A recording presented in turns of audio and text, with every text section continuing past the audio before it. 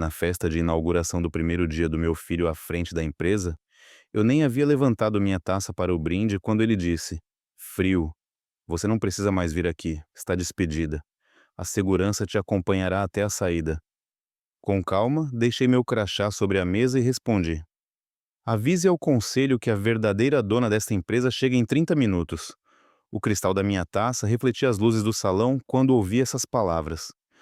200 pessoas me olhando, executivos com os quais negociei contratos durante anos, fornecedores que conheciam meu nome desde antes de Sebastião nascer.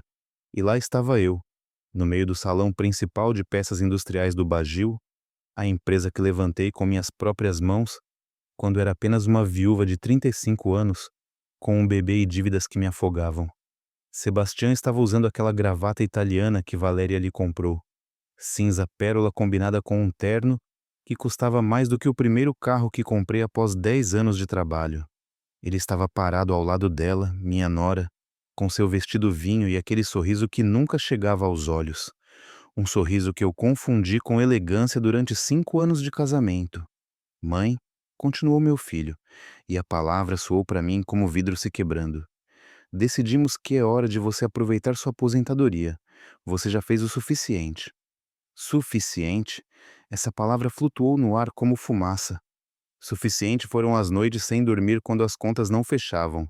Suficiente foram os 20 anos levantando-me às 5 da manhã para abrir a oficina antes de qualquer funcionário.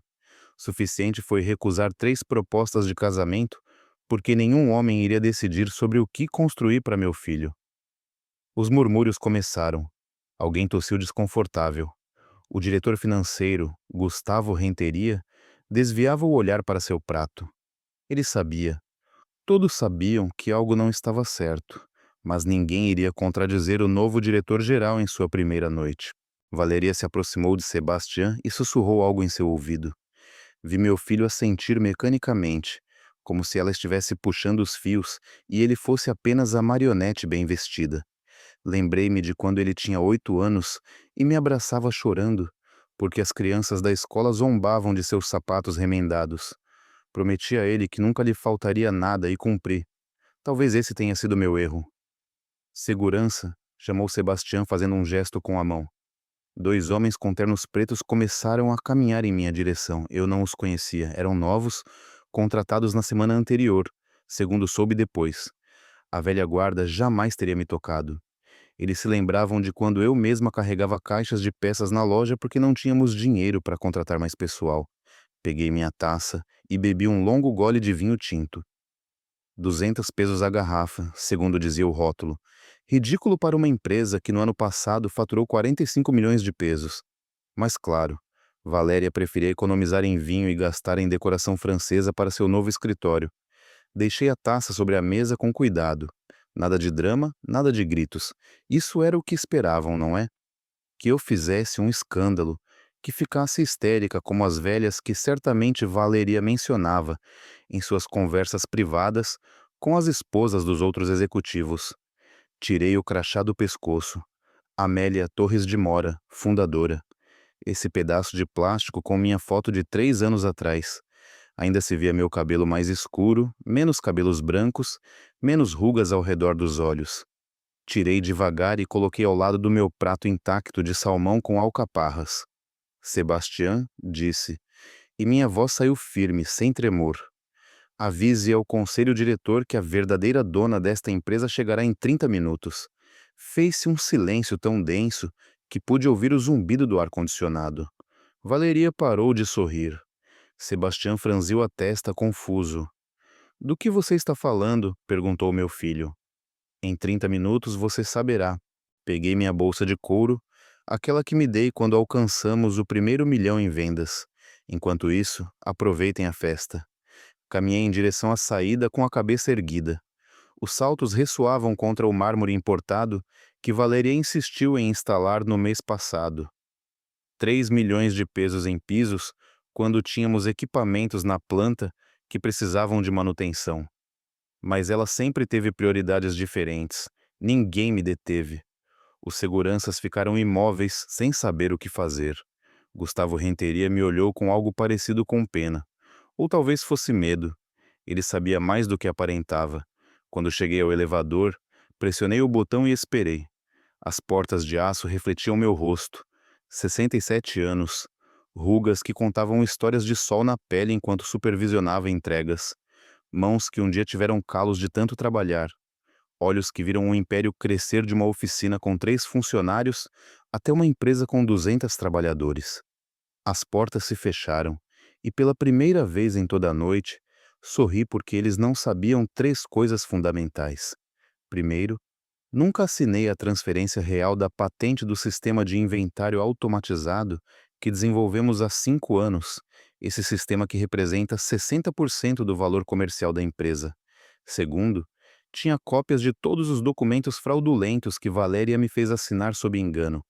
E terceiro, do lado de fora do prédio me esperava a licenciada Fernanda Aguirre, a advogada corporativa mais temida de Guadalajara, com 2 pastas cheias de evidências e uma ordem judicial que iria mudar tudo.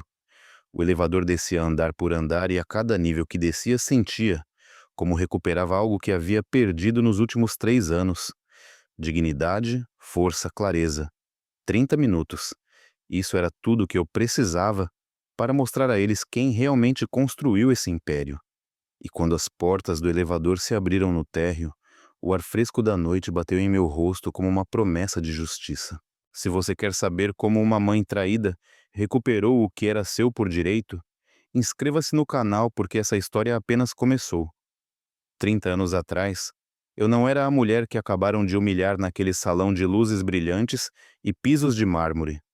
Eu era Amelia Torres, uma viúva de 35 anos com um bebê de 8 meses, que não parava de chorar e uma oficina mecânica herdada que estava caindo aos pedaços. Quando Roberto morreu, naquele acidente na estrada para Morelia, levando peças para um cliente que nunca pagou, ele me deixou 3 coisas: um filho, uma oficina com dívidas de 180 mil pesos e um relógio de bolso de prata com uma inscrição que dizia: tempo de semear, tempo de colher. Esse relógio era a única coisa de valor que tínhamos, mas nunca o vendi. O guardava na minha bolsa como um lembrete de que tudo tem seu momento. A oficina estava na colônia Ferrocarril, em um prédio de tijolos que cheirava a óleo queimado e metal oxidado. 3 funcionários, Dom Jacinto, que tinha 60 anos e mãos que tremiam por causa da artrite. Mário, um rapaz de 22 anos que sabia mais sobre motores do que qualquer engenheiro, e um estagiário que mantinha as contas em um caderno de capa dura porque não tínhamos dinheiro para um computador. Os credores ligavam a cada 2 dias, o banco ameaçava ficar com o terreno. Os fornecedores já não nos confiavam nenhum parafuso, e eu tinha um bebê para alimentar com leite em pó que custava 200 pesos a lata. As madrugadas começavam às 4. Preparava tamales de rajas com queijo na cozinha da casa que alugava, uma moradia de 2 quartos na mesma colônia. Para as 5h30 já estava na esquina da Avenida Lázaro Cárdenas, vendendo aos trabalhadores que iam para a fábrica têxtil 150 pesos diários, às vezes 200 se tivesse sorte. Às 8 deixava Sebastião com minha vizinha, a senhora Pacheco, que me cobrava 300 pesos por semana, dinheiro que saía diretamente dos tamales, porque a oficina mal gerava para pagar os salários. Chegava ao negócio com cheiro de massa nas mãos e gordura no avental.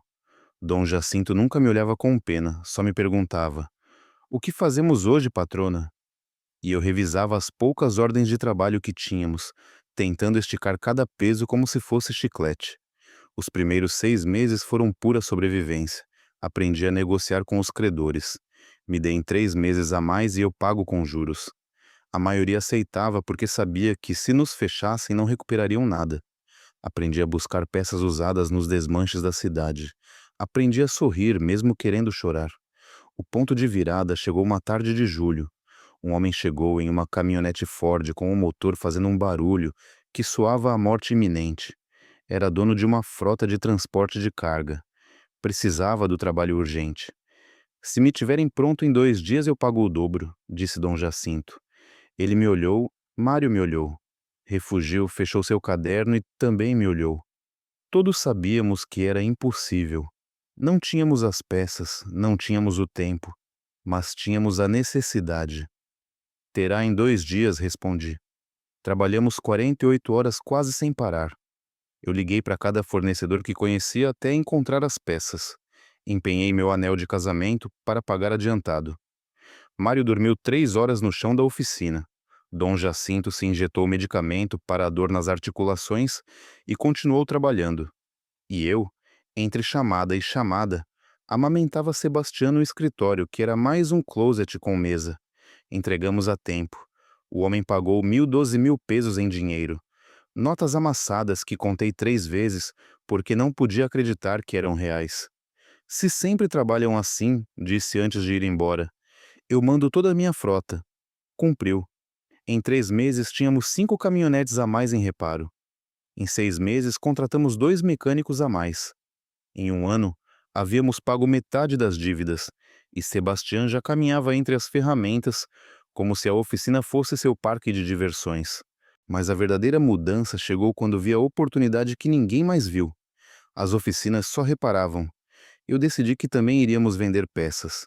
Comecei pequeno, com um catálogo emprestado e um telefone que tocava cada vez mais. Comprava no atacado na Cidade do México e revendia em Guadalajara com uma margem de 30%. Em 5 anos, a oficina havia se tornado peças industriais do vadio. Já não só reparávamos, distribuíamos peças para 50 oficinas em 3 estados. Tínhamos 20 funcionários, um armazém, 2 caminhonetes de entrega e um escritório onde Sebastião fazia a lição de casa enquanto eu fechava contratos. Nunca deixei de fazer tamales. Vendia aos domingos na feira porque me lembrava de onde vinha, porque cada peso contava, porque o respeito não se compra com dinheiro fácil, se ganha com trabalho que quebra as costas, mas não o espírito. Quando Sebastião completou 10 anos, a empresa faturava 5 milhões por ano. Quando completou 15, éramos 20 milhões. Quando entrou na universidade para estudar administração, já éramos a distribuidora mais grande da região. E eu continuava sendo a mesma mulher que se levantava cedo, que revisava cada fatura, que conhecia o nome de cada funcionário e o aniversário de seus filhos. A mesma que guardava o relógio de Roberto na gaveta de sua mesa e o olhava toda vez que tinha que tomar uma decisão difícil. Tempo de semear, tempo de colher. Semeei 30 anos da minha vida nessa empresa. 30 anos de madrugadas, de sacrifícios, de renúncias. Rejeitei Armando, o engenheiro que me convidou para jantar durante 2 anos até que se cansou. Rejeitei Miguel, que tinha uma ferragem próspera e me ofereceu sociedade e casamento. Rejeitei qualquer coisa que me distraísse do meu único objetivo, dar ao meu filho um futuro que eu nunca tive. E agora, 30 anos depois, esse mesmo filho me havia despedido como se eu fosse uma funcionária qualquer, como se meu nome não estivesse em cada tijolo daquele edifício, como se meu sangue não estivesse misturado com o cimento daqueles fundamentos. Mas eles não sabiam algo fundamental. Eu não havia construído um império para que alguém me o tirasse. Eu o havia construído porque sabia exatamente quanto custava cada parafuso, cada decisão, cada lágrima derramada em silêncio. E agora havia chegado o tempo de colher. Valeria chegou às nossas vidas em uma terça-feira de outubro, há 5 anos. Sebastião a conheceu em um congresso de administração empresarial em Monterrey. Quando me a apresentou 2 semanas depois, estava vestida com um paletó cor camelo e brincos de pérola, que provavelmente custavam mais que meu primeiro carro. Mãe, ela é Valéria Sandoval. Tem um mestrado em administração de negócios pelo TESM. Me disse meu filho com aqueles olhos brilhantes, que não via desde que era criança e lhe dava brinquedos no Natal. Valeria estendeu sua mão fria, suave, sem calos. Mãos que nunca haviam carregado uma caixa, nem limpado gordura de um motor. Sorriu mostrando dentes perfeitamente alinhados, brancos como porcelana. Um prazer, senhora Torres. Sebastião me contou tanto sobre você e tudo o que conseguiu. É admirável. Admirável. A palavra soava correta, mas havia algo em seu tom que não me parecia certo, como quando você morde uma fruta que parece perfeita por fora, mas está oca por dentro. Mesmo assim, me forcei a sorrir. Meu filho estava apaixonado, e eu só queria sua felicidade. Os primeiros meses foram como um cortejo. Valeria vinha jantar em casa toda sexta-feira. Trazia sobremesas caras de confeitarias francesas. Falava de estratégias de mercado e expansão corporativa com palavras que soavam importantes. Sebastian a olhava como se fosse a resposta a todas as perguntas que nunca havia feito. Mãe, Valeria diz que deveríamos modernizar o sistema de inventário. Me comentou uma noite enquanto lavávamos os pratos, que poderíamos triplicar a eficiência. E o que ela sabe sobre nosso inventário? Perguntei mais brusca do que pretendia. Tem experiência, mãe? Trabalhou em uma consultoria de processos empresariais. Experiência, essa palavra de novo. Como se meus 30 anos levantando a empresa do zero não fossem experiência suficiente. Casaram-se em abril do ano seguinte.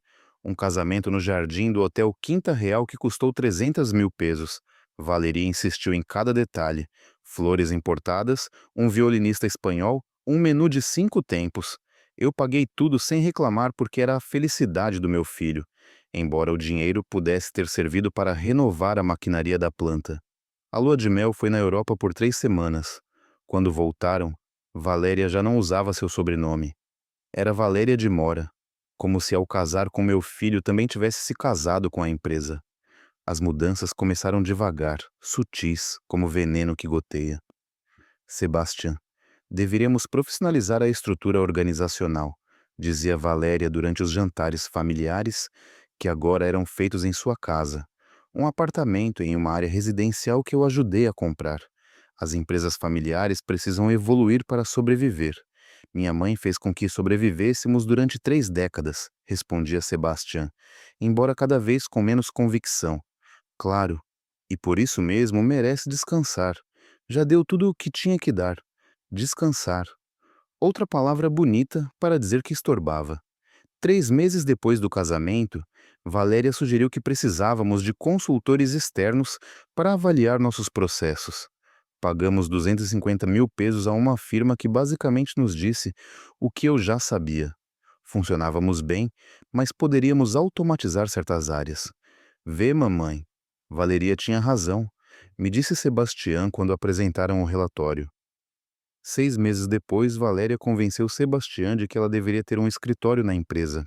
Para te apoiar e amor, eu posso cuidar da parte administrativa enquanto você se foca nas vendas. Dei meu aval, porque pensei que quanto mais ajuda meu filho tivesse, melhor. Não vi a armadilha. Não percebi que estava deixando entrar o cavalo de Troia. Valeria redesenhou tudo. Trocou os móveis da recepção, contratou uma nova assistente, uma moça de 25 anos chamada Denise, que só respondia ordens dela. Implementou reuniões semanais de estratégia corporativa, onde eu comecei a me sentir como uma relíquia do passado. Senhora Torres, entendo seu ponto, mas os modelos modernos de gestão sugerem, começava Valeria, toda vez que eu opinava algo e Sebastião assentia, sempre assentia. O golpe real chegou quando me pediram que assinasse alguns documentos.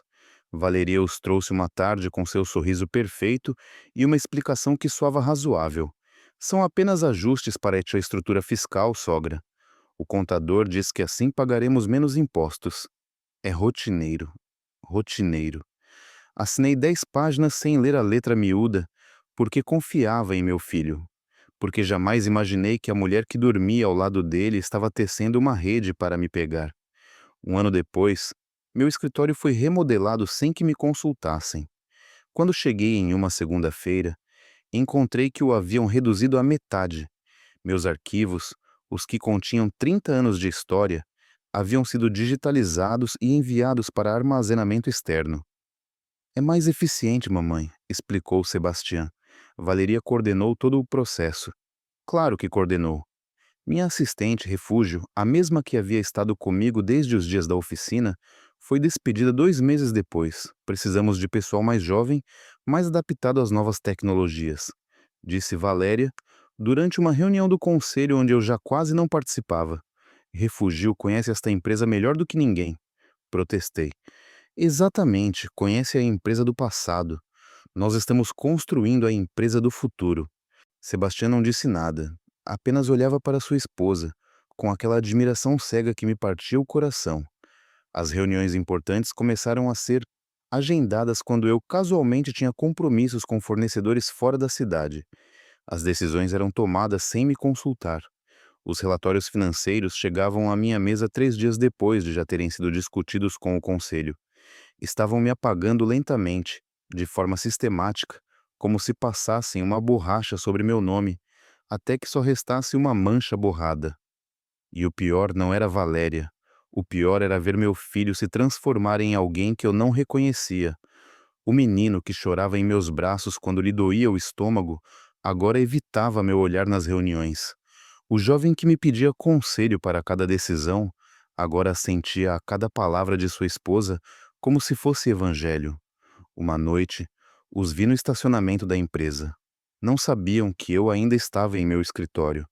Valeria acariciava a bochecha de Sebastião enquanto lhe dizia algo ao ouvido.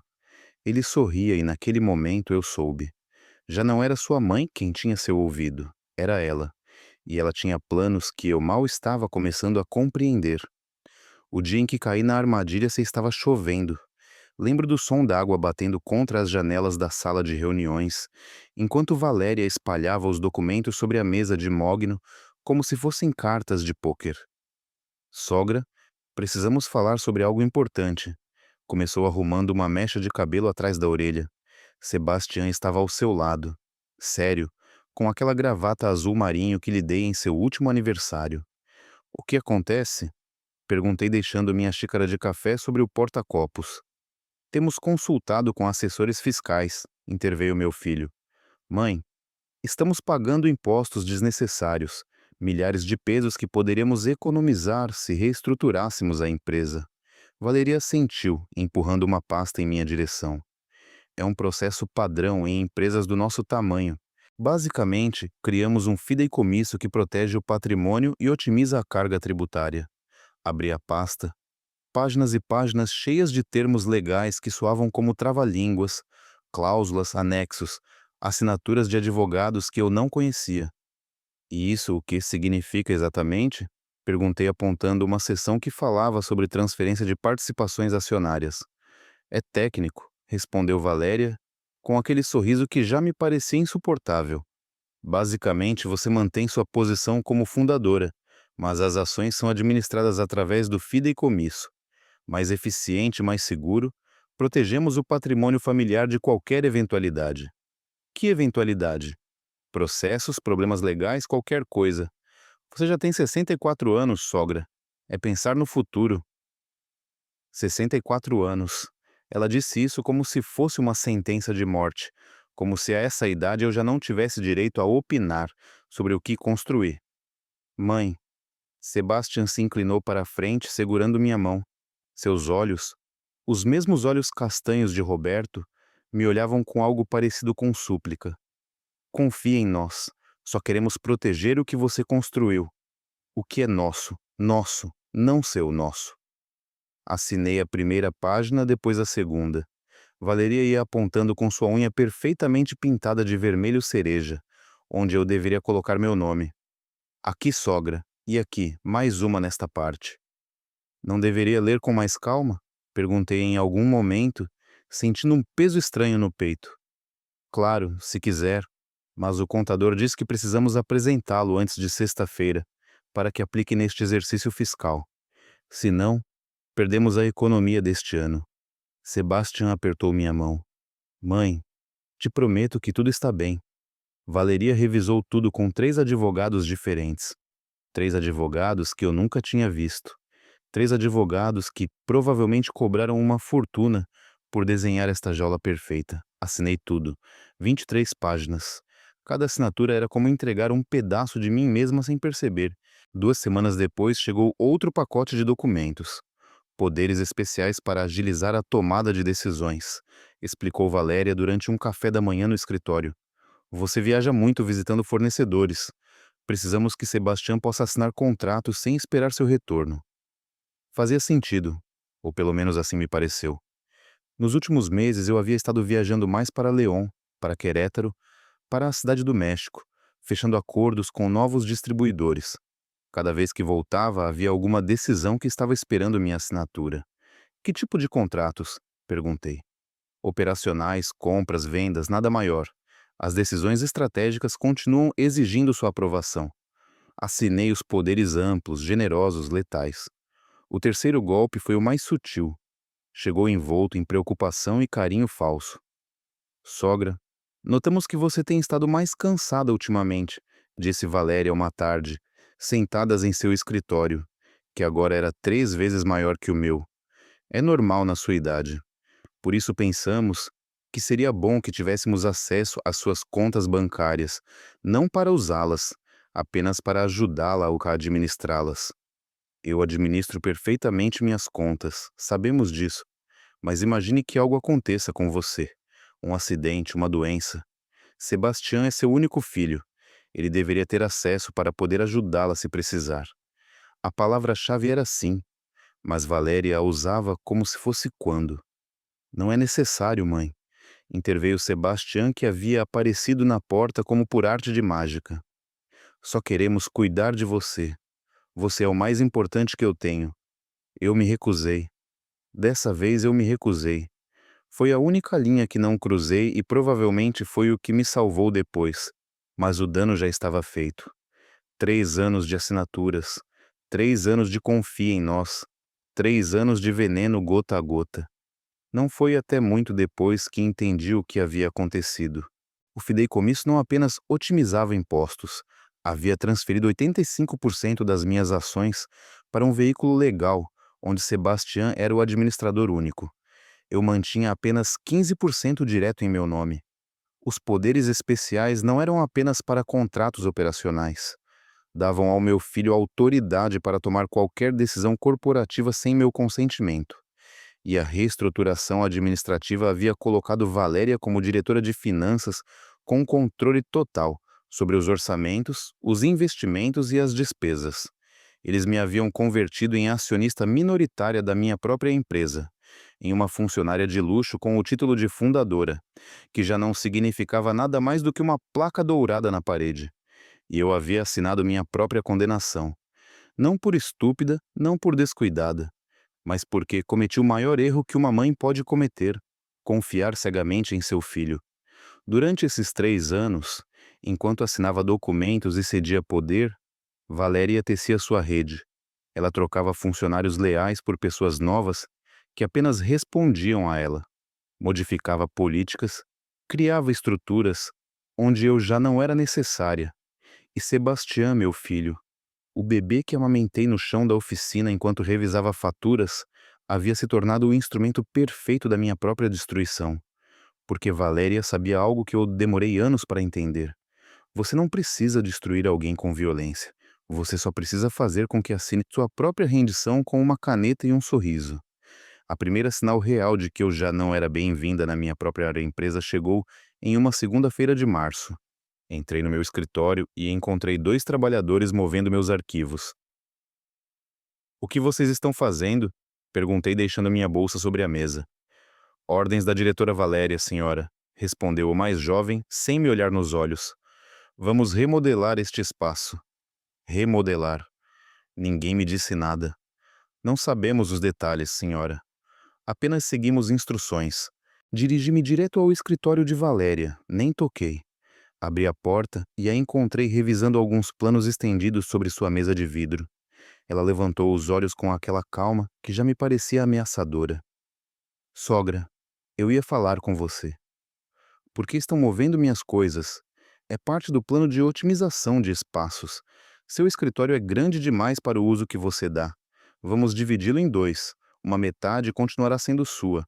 A outra será para o novo gerente de operações." "Que novo gerente?" Sebastião não contou. Valeria inclinou a cabeça fingindo surpresa. "Contratamos Rodrigo Maldonado. Ele vem de uma empresa em Monterrey. Experiência impressionante em logística. Eu cuido das operações." "Você fundou a empresa, sogra.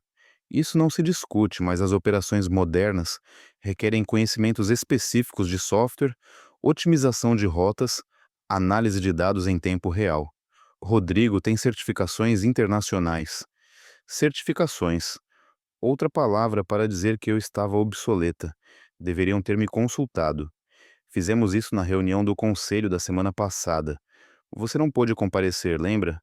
Tinha aquela reunião com o fornecedor em Querétaro. Claro, a reunião que ela mesma havia agendado para o mesmo dia da reunião.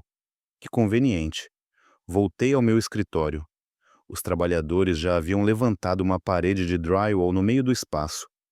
Meu escritório, onde tomei decisões por 30 anos, onde chorei em silêncio após dias impossíveis, onde assinei o primeiro contrato de 1 milhão de pesos, agora era do tamanho de um cubículo.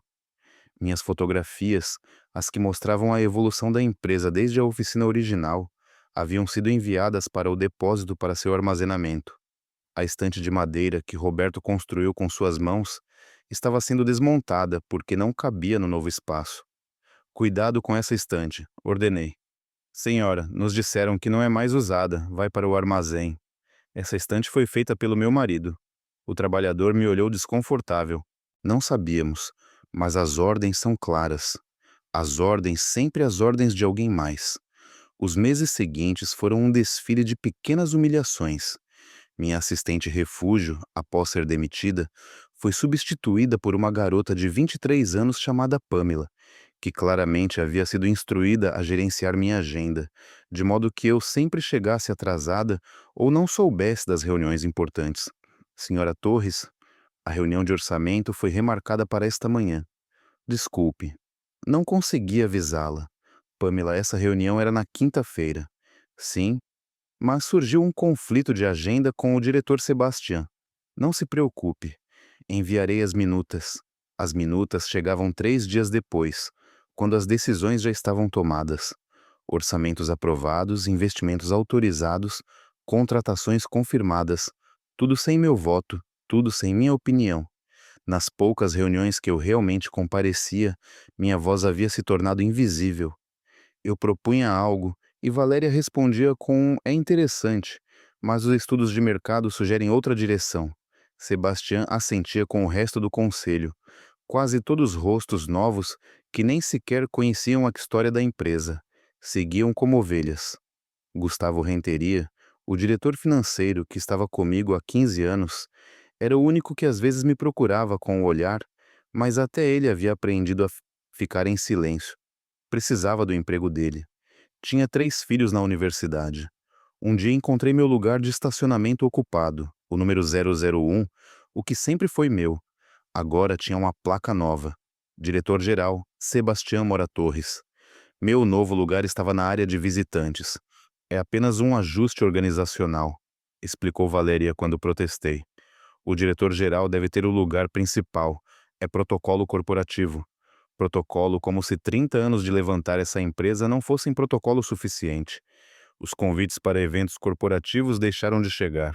O jantar anual com fornecedores que eu havia organizado durante 2 décadas foi realizado sem que ninguém me avisasse.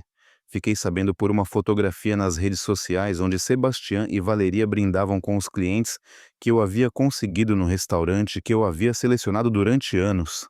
Mãe, pensamos que você gostaria de descansar, me disse Sebastião quando o confrontei. Você já faz demais. Descansar.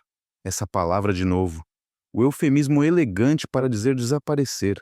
Meu e-mail corporativo começou a receber menos mensagens. Então percebi por que me tiraram das listas de distribuição importantes. Já não me copiavam nas decisões, já não me consultavam nas negociações.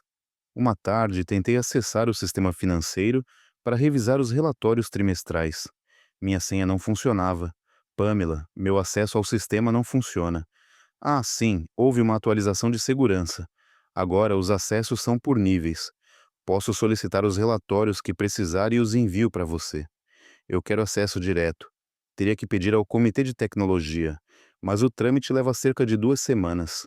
2 semanas para acessar a informação da minha própria empresa, enquanto Valéria provavelmente podia ver cada número com um único clique. O deslocamento mais doloroso foi quando renovaram a planta de produção. Inauguraram uma nova área de armazenamento automatizado com um evento para toda a empresa, discursos, corte de fita, fotografias oficiais. Eu estava na segunda fila, não no palanque. Nem sequer me mencionaram nos agradecimentos. Valeria falou sobre visão de futuro e modernização. Sebastião agradeceu à equipe de trabalho, mas ninguém disse o nome de Amélia Torres, como se os alicerces daquele edifício não tivessem sido construídos com meu suor, como se as máquinas não tivessem sido compradas com lucros que eu gerei vendendo tamales às 5 da manhã. Depois do evento, me encontrei sozinha no estacionamento. Chovia levemente. Vi através das janelas do salão todos celebrando. Sebastião ria com os novos executivos. Valeria posava para fotografias e eu estava do lado de fora, sob a chuva, me sentindo como uma estranha no lugar que construí com minhas mãos. Tirei da bolsa o relógio de Roberto. 8 da noite. Hora de semear, hora de colher. Li a inscrição mais uma vez. Eu havia semeado 30 anos da minha vida, mas alguém mais estava colhendo os frutos. E naquele momento, sob a chuva, tomei uma decisão. Não ia chorar mais. Não ia aceitar mais humilhações. Se me queriam fora, iam ter que me tirar com a verdade à frente, porque eu não era uma funcionária que podia ser demitida com uma carta. Eu era a dona e era hora de lembrá-los quem construiu aquele império que agora queriam me roubar. A descoberta veio por acidente. Como todas as verdades que mudam uma vida, eu não a estava buscando. Simplesmente apareceu diante de mim como um tapa. Era uma quinta-feira à tarde, 2 meses antes daquela festa de inauguração que mudaria tudo. Pamela tinha saído mais cedo. Algo sobre uma consulta médica que eu não tinha por que questionar. Precisava imprimir um contrato que um fornecedor me havia enviado por e-mail. A impressora do meu escritório diminuto havia quebrado na semana anterior e ainda não a consertaram, então caminhei até o escritório de Sebastião. Ele estava em uma reunião fora da empresa. A porta estava aberta. Sentei-me em frente ao computador dele. A sessão ainda estava aberta. Procurei meu e-mail no navegador e encontrei o documento. Enviei para imprimir. Enquanto esperava que saísse, a tela mostrou uma notificação. Um novo e-mail na caixa de entrada de Sebastião. Não ia lê-lo. Não era minha intenção. Mas o assunto me parou em seco. Rascunho final. Estratégia de transição AT. AT. Amélia Torres. Minhas iniciais. O cursor piscava sobre a mensagem. Minha mão tremia sobre o mouse. Não devia abrir. Era a correspondência do meu filho. Mas algo no meu estômago me dizia que precisava ver o que havia dentro. Cliquei. O e-mail era de um tal licenciado Héctor Brisenho do escritório legal Brisenho e Associados. Nunca tinha ouvido esse nome. A mensagem era breve, mas letal. Prezado Sebastião, anexo o documento final da estratégia de transição para a senhora Amélia Torres. Como discutimos, o enfoque deve ser gradual e firme. Os pontos-chave. 1. Anúncio de aposentadoria voluntária durante evento corporativo. 2. Pensão mensal de 25 mil como reconhecimento à sua trajetória. 3. Remoção imediata de acessos administrativos. 4. Comunicado de imprensa, posicionando-a como fundadora honorária em merecido descanso. O timing é crucial. Aproveitar o impulso de sua nomeação como diretor-geral para projetar imagem de renovação geracional. Qualquer dúvida, fico à disposição. 25 mil pesos mensais, uma pensão que mal cobriria o aluguel de um apartamento modesto. A empresa faturava 45 milhões por ano e me ofereciam 25 mil pesos mensais como se fosse uma esmola. Abri o documento anexo. 12 páginas de estratégia detalhada, datas, táticas de comunicação. Até tinha um discurso pré-escrito para que Sebastião o lesse no dia da minha aposentadoria voluntária. Minha mãe, Amélia Torres, tem sido o coração desta empresa durante 3 décadas. Hoje, com profundo amor e agradecimento, respeitamos sua decisão de dar um passo ao lado para desfrutar do descanso que merece. Descanso, aposentadoria voluntária. Palavras bonitas para ocultar um despojo. Mas o que realmente me destroçou foi a última seção do documento. Uma nota interna provavelmente escrita por Valéria que dizia justificação estratégica. A T representa o modelo de gestão antigo. Sua resistência à mudança e apego emocional a processos obsoletos dificultam a modernização necessária. Embora sua contribuição histórica seja inegável, sua presença atual é um fardo para o crescimento. A transição deve ser executada com delicadeza, mas sem ambiguidade. Não pode haver marcha ré. Fardo. Me chamaram de fardo. Eu que levantei essa empresa desde uma oficina com 3 funcionários. Eu que vendi tamales durante anos para pagar as dívidas que Roberto deixou. Eu que rejeitei propostas de casamento e vida pessoal, porque meu único objetivo era dar um futuro ao meu filho. Fardo. As lágrimas vieram sem pedir permissão, caíam sobre o teclado enquanto eu continuava lendo. Havia um cronograma, datas específicas. A transição estava planejada para ser executada em 6 semanas, logo após o evento de nomeação de Sebastião como diretor-geral. Tudo estava calculado. Cada palavra, cada movimento me iam tirar na minha própria festa de despedida disfarçada de homenagem. Ouvi passos no corredor, fechei o e-mail rapidamente, peguei os papéis da impressora e saí do escritório justo quando Valeria dobrava a esquina. Sogra, o que faz aqui? Minha impressora não funciona. Vim usar a de Sebastião. Ela me olhou com aqueles olhos cinzas que agora via pelo que realmente eram. Calculadores frios. Entendo. Deveríamos comprar uma nova. Não é necessário, respondi segurando os papéis contra meu peito. Já tenho o que precisava. Caminhei de volta para meu escritório. Fechei a porta. Sentei-me na minha cadeira e olhei ao redor. As paredes nuas, o espaço reduzido, os arquivos que já não estavam. Tudo havia sido parte do plano. Cada humilhação, cada deslocamento, cada porta que se fechava na minha cara. Não foi negligência, foi estratégia. Tirei o relógio de Roberto da gaveta. 5 da tarde. No escritório ao lado, ouvi as risadas do novo gerente de operações falando ao telefone. No corredor, funcionários que já nem me cumprimentavam caminhavam apressados para reuniões, das quais eu estava excluída.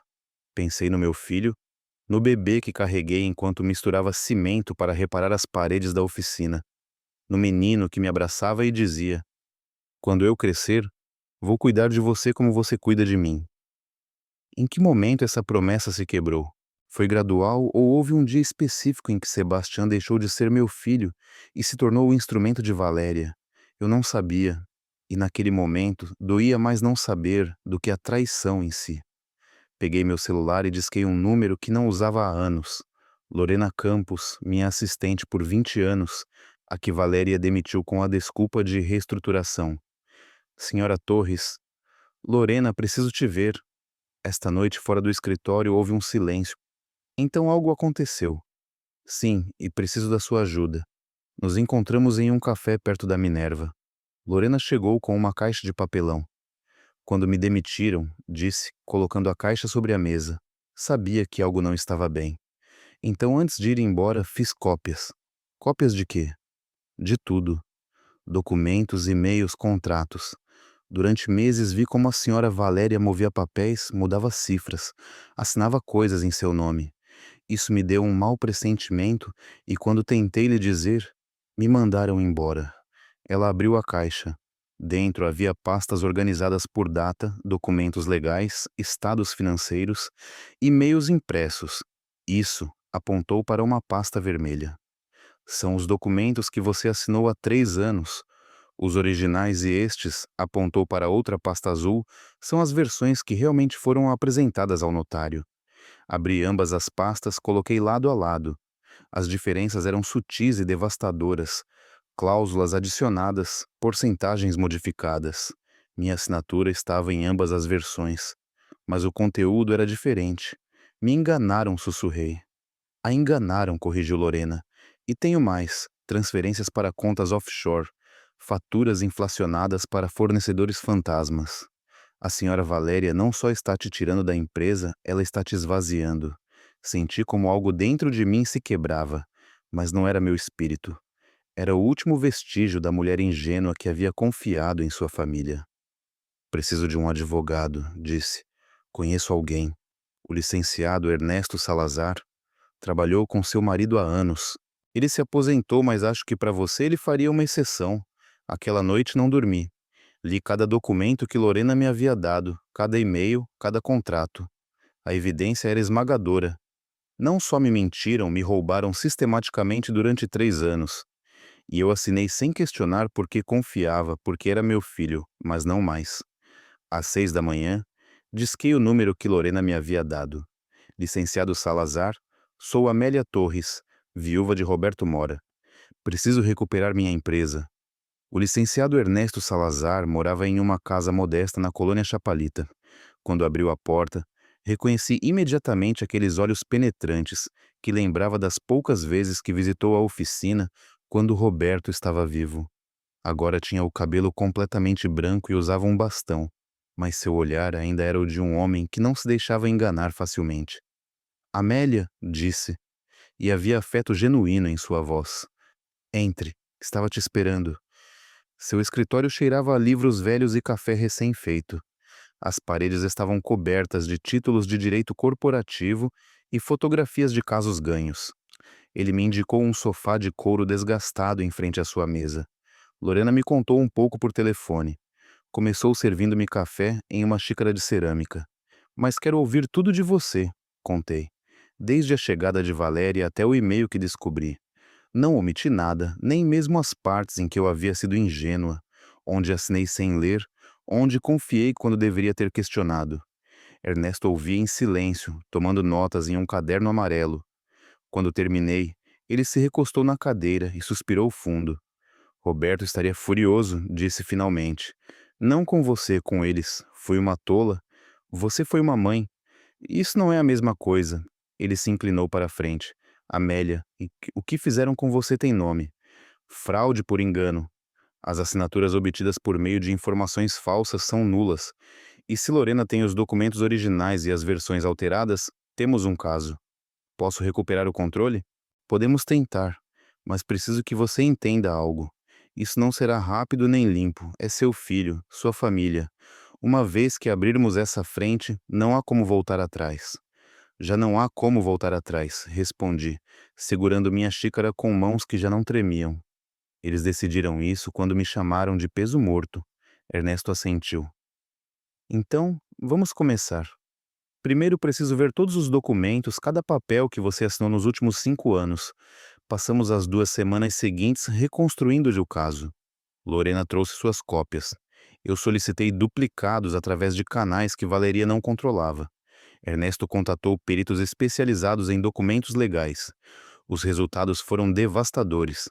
Não só haviam alterado os contratos do fideicomisso, como também haviam falsificado atas de reuniões onde supostamente eu havia votado a favor de decisões que nunca vi. Haviam criado uma teia de mentiras documentadas. Mas há um problema, disse Ernesto uma tarde, apontando um documento específico. Embora as assinaturas tenham sido obtidas com engano, tecnicamente você as fez. Um juiz poderia argumentar negligência da sua parte por não ler antes de assinar. Então perdi. Não disse isso. Disse que precisamos de algo mais. Algo que não possam refutar. Algo que demonstre que sem você essa empresa não vale nada. Naquela noite em casa, procurei entre as caixas velhas que guardava no quarto de serviço papéis antigos da oficina original, contratos dos primeiros anos, e ali, em uma pasta manila desbotada, encontrei o que precisava, a patente. Há 5 anos, quando automatizamos o sistema de inventário, eu havia trabalhado com um engenheiro de sistemas para desenvolver um software proprietário, um programa que integrava compras, vendas, logística e projeções em tempo real. Era a espinha dorsal de toda a operação da empresa. Lembrei do dia em que fomos registrar a patente no Instituto Mexicano da Propriedade Industrial. Valeria havia sugerido que fosse registrada em nome da empresa. É mais profissional, disse ela. Mas eu, por alguma razão que naquele momento não entendi totalmente, insisti em registrá-la em meu nome pessoal. É minha última criação, disse a Sebastião quando ele questionou minha decisão. Deixe-me ter isso. Ele havia cedido. Valeria franziu a testa, mas não insistiu. Provavelmente porque pensavam que era um capricho de velha que não importava, mas importava. Importava mais do que eles imaginavam. Na manhã seguinte, cheguei ao escritório de Ernesto com a pasta Manila. Olha isso, disse, estendendo os documentos sobre sua mesa. Ernesto leu em silêncio. Seus olhos se abriram cada vez mais, depois sorriu. Era um sorriso de tubarão que sente o sangue na água. Amélia. Você está me dizendo que o sistema que faz toda a empresa funcionar está patenteado em seu nome? Sim. E eles não têm acesso legal para usá-lo sem sua autorização. Tecnicamente, poderiam continuar usando, mas eu posso revogar a licença a qualquer momento ou cobrar royalties retroativos por uso não autorizado. Ernesto se recostou na cadeira e soltou uma gargalhada. Amélia Torres, você acaba de me dar o as de espadas. Sem esse sistema, a empresa teria que voltar a métodos manuais, levaria meses para reconstruir a operação, perderiam milhões. Então, eu tenho poder de negociação? Você tem mais do que isso. Você tem uma bomba nuclear. Mas Ernesto não era o único que precisava convencer. Eu precisava do conselho diretor do meu lado e para isso precisava de alguém que ainda tivesse credibilidade lá dentro. Liguei para Gustavo Renteria uma noite. Nos encontramos em um restaurante afastado do centro, um lugar onde ninguém da empresa nos veria. Senhora Torres, disse ele ao se sentar à minha frente, se Valeria descobrir que nos encontramos, eu serei demitido. Eu sei. Por isso estou te pedindo isso. O que você precisa? A verdade, o que está acontecendo com as finanças da empresa? Gustavo olhou ao redor.